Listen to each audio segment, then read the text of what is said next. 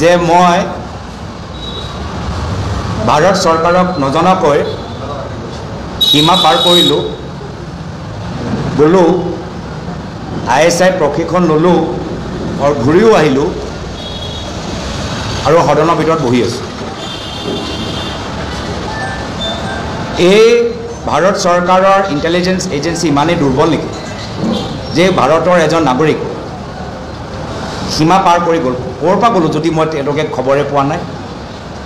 মই কিবা টানেলৰ যোগেদি গ'লোঁ নেকি, নে মই স্পেচৰ যোগেদি গ'লোঁ যে তেওঁলোকে খবৰ নাপালে? আৰু প্ৰশিক্ষণো ল'লোঁ আৰু ঘূৰিও আহিলোঁ। তেওঁ ক'তো বাধা দিব পৰা নাই, মোক স্বাগতমে জনাইছে আৰু মোক সদনৰ ভিতৰত সাংসদ হিচাপে মোক চাৰ্টিফিকেটো দিছে।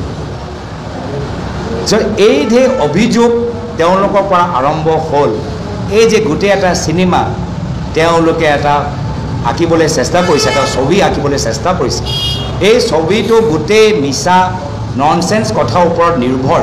সেইকাৰণে তেওঁলোকে 10 ছেপ্টেম্বৰলৈকে ঠেলি দিছে আৰু 10 ছেপ্টেম্বৰত তেওঁলোকৰ বেলুনটো ফুটিব, চিনেমাটো ফ্লপ হ'ব।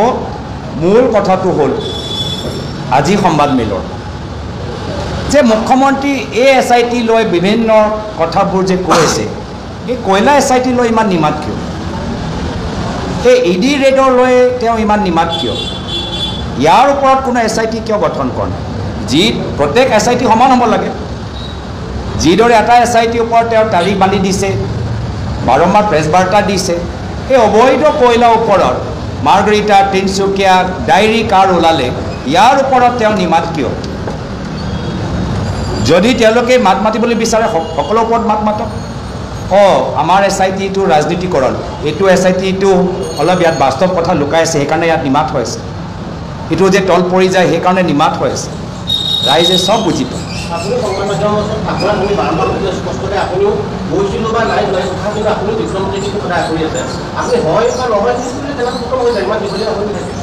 খেলা আৰম্ভ কোনে কৰিলে ভাই? খেল তেওঁ আৰম্ভ কৰিলে, শেষ মই কৰিম। তেওঁৰ পৰাই শেষ কৰাম মই, তেওঁৰ পৰাই শেষ কৰাম মই। মইতো সদায় কৈছোঁ যে তেওঁলোকে যিমান দিনলৈকে 10 ছেপ্টেম্বৰলৈকে তেওঁলোকে অটল হৈ থাকিব, তেওঁৰ স্থিতি আৰু দুৰ্বল হ'ব। আজি কৈছোঁ, কিবা চিনেমা চাই আছোঁ নেকি আমি যে 10 ছেপ্টেম্বৰলৈকে ৰ'ব লাগে? এইটো চিনেমাতে হয় যে আহি আছে War 2, টাইগাৰ শ্ৰফৰ নতুন চিনেমা, 10 ছেপ্টেম্বৰ চাব দেই, ব্লকবাষ্টাৰ চিনেমা। কিবা চিনেমা চাই আছোঁ নেকি আমি?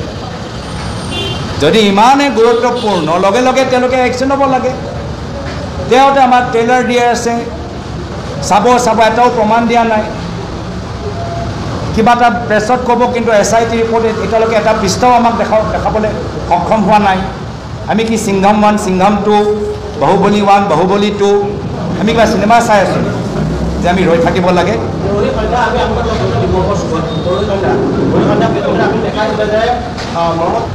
আচ্ছা, মুখ্যমন্ত্ৰী মহোদয়ে আৰু এটা কথা কৈছে যে তেওঁ বেদ কথা বৈদিকজনক চিনি নাপায়, আৰু সেইটোও মই ফটো দেখালোঁ যে তেওঁ বিধায়ক সুশান্ত বৰগোহাঁই ডাঙৰীয়া খুব ভালদৰে চিনি পায়।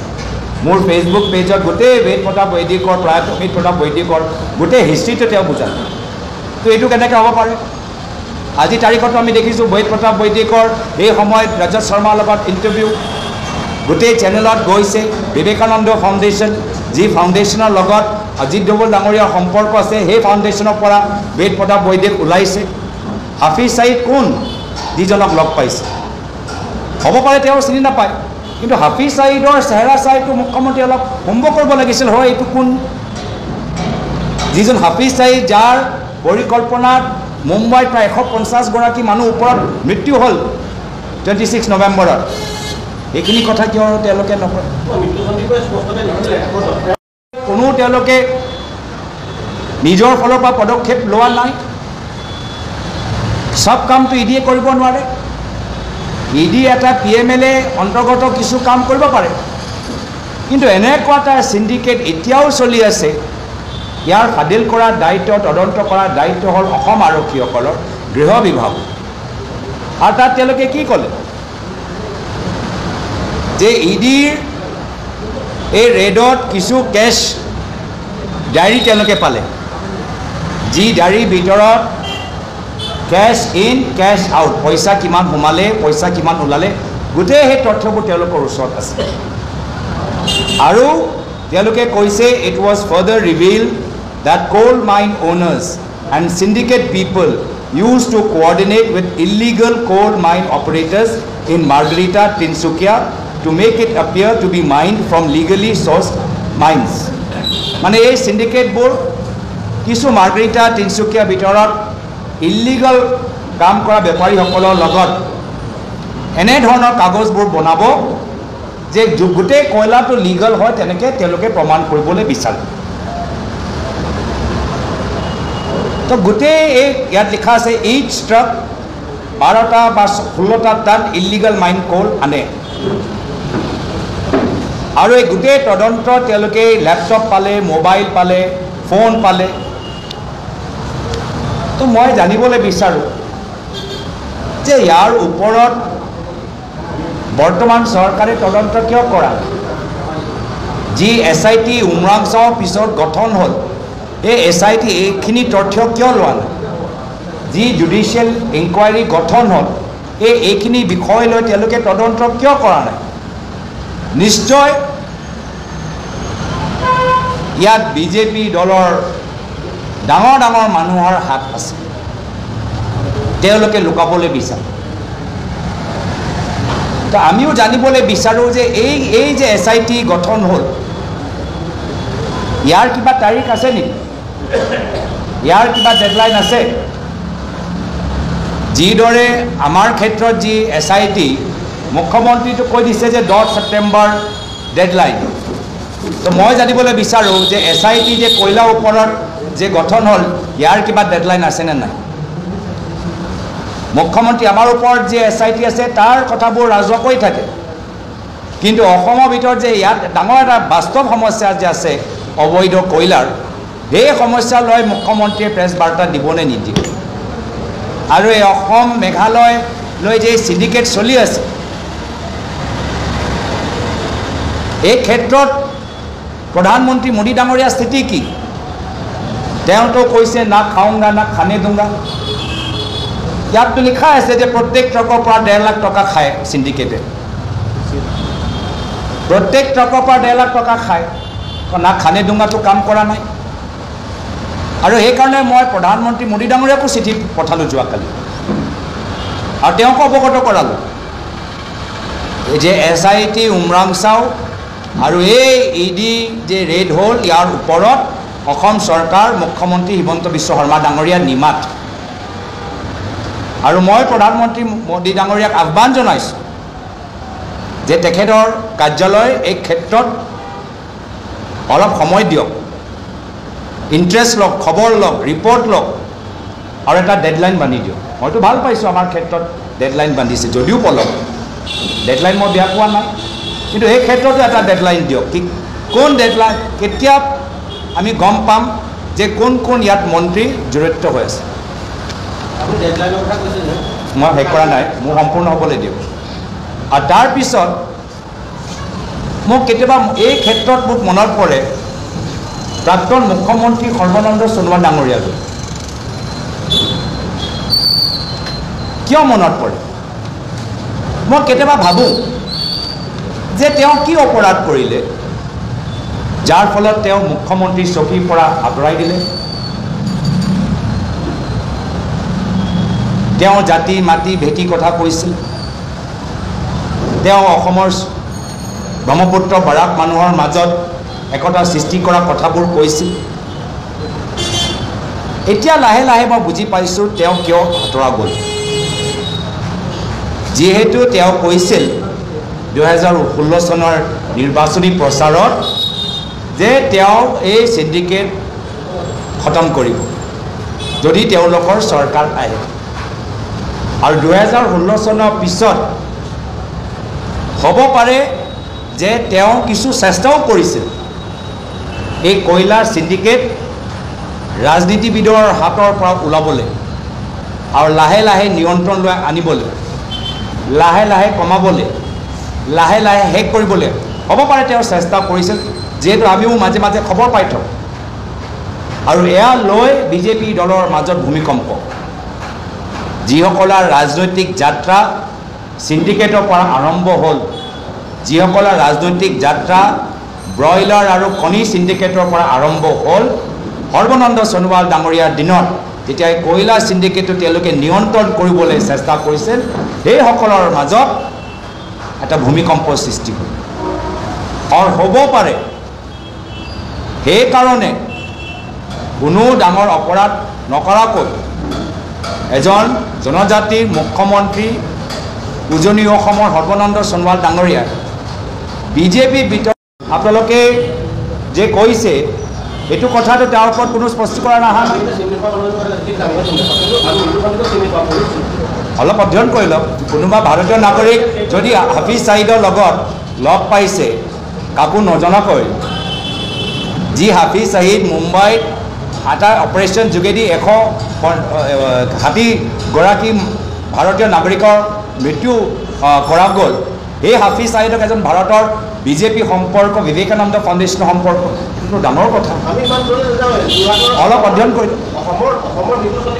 আপুনি নিজে কিবা কাৰণত অধ্যয়ন কৰিব নিবিচাৰে, বেলেগে পাৰে, বেলেগে বিচাৰে অধ্যয়ন কৰাটো। গোটেই পাকিস্তান লৈ যদি পাকিস্তান ইমানেই গুৰুত্বপূৰ্ণ, তো পাকিস্তান লৈ আমি বাকীটো অধ্যয়ন কৰিবলৈ বিচাৰে।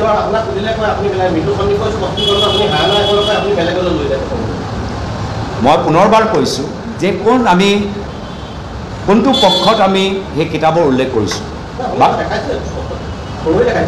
মানে মই ক'ব পাৰোঁ নে আপুনি মাজে মাজে কৈ থাকক? আচ্ছা, মই কৈ দিওঁ, কৈ দিওঁ।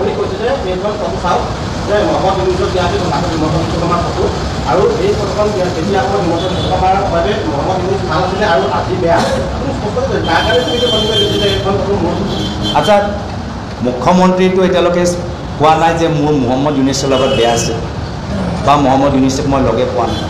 মুখ্যমন্ত্ৰী কিমানবাৰ বাংলাদেশ গ'ল, কাক কাক লগ পালে, ক'ত ক'ত গ'ল, এইখিনি কথাটো আমাকো জনোৱা নাই।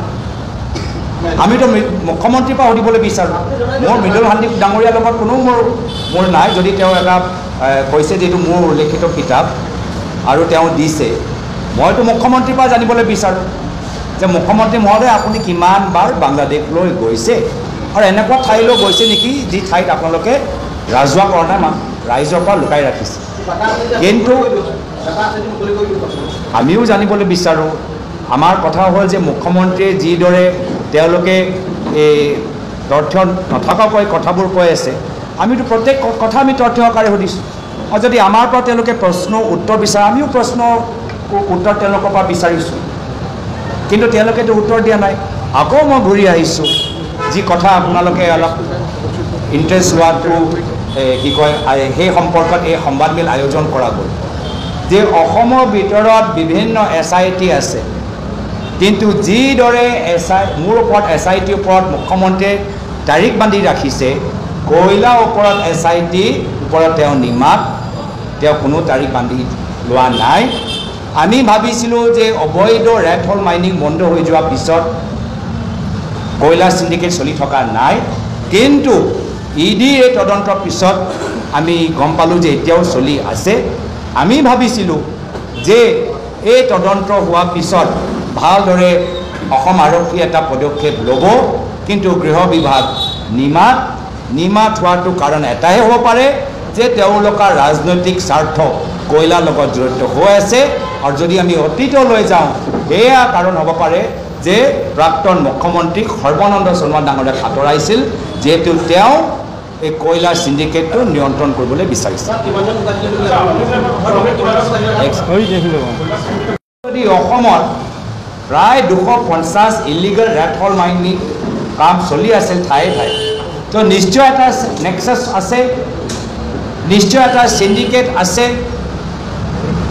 সেই সিন্ডিকেটৰ লগত কোন মন্ত্ৰী জড়িত, এই সিন্ডিকেট লগত দিছপুৰত কাৰ সম্পৰ্ক আছে, এইখিনি কথা যিহেতু SIT গঠন হ'ল, তাৰ ওপৰতো মুখ্যমন্ত্ৰীয়ে আমাক জনাব লাগিছিল, ৰাজহুৱা কৰিব লাগিছিল, কিন্তু নকৰিলে।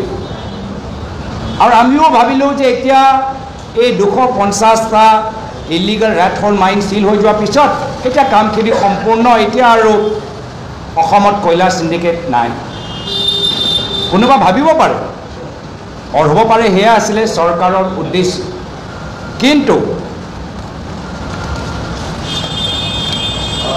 আৰু এইখিনি তথ্য মই কেনেকৈ পালোঁ যিহেতু উমৰাংচাও লৈ মই ফেব্ৰুৱাৰী মাহত পাৰ্লামেণ্টত এই বিষয়টো উত্থাপন কৰিছিলোঁ বিশেষ তদন্ত বিচাৰিছিলোঁ আৰু সেইকাৰণে কেন্দ্ৰীয় চৰকাৰৰ পৰা মোক উত্তৰ আহিলে যে বিশেষ তদন্ত আমাৰ ৰাজ্য চৰকাৰে কৰি আছে আৰু তেওঁলোকেও ভাবিলে যে এই বিশেষ তদন্ত কৰাৰ পিছত কামখিনি তেওঁলোকে সামৰিলে তেওঁলোকে নিজৰ দায়িত্ব সামৰিলে সিন্ডিকেটৰ কাম আৰু চলি থকা নাই কিন্তু পিছত আমি কি গম পালোঁ 3 মাহৰ পিছত যোৱা এপ্ৰিল তাৰিখৰ 25 তাৰিখে এনফোৰ্সমেন্ট ডাইৰেক্টৰেট ইডিয়ে কিছু তদন্ত গুৱাহাটীত কৰিলে আৰু গুৱাহাটীত কৰাৰ পিছত তেওঁলোকে কি পালে সেইখিনি কথা তেওঁলোকে এটা প্ৰেছ ষ্টেটমেণ্ট যোগেদি ফাদিল কৰিলে তাত ইডিয়ে কি লিখিছে যে যোৱা এপ্ৰিল তাৰিখৰ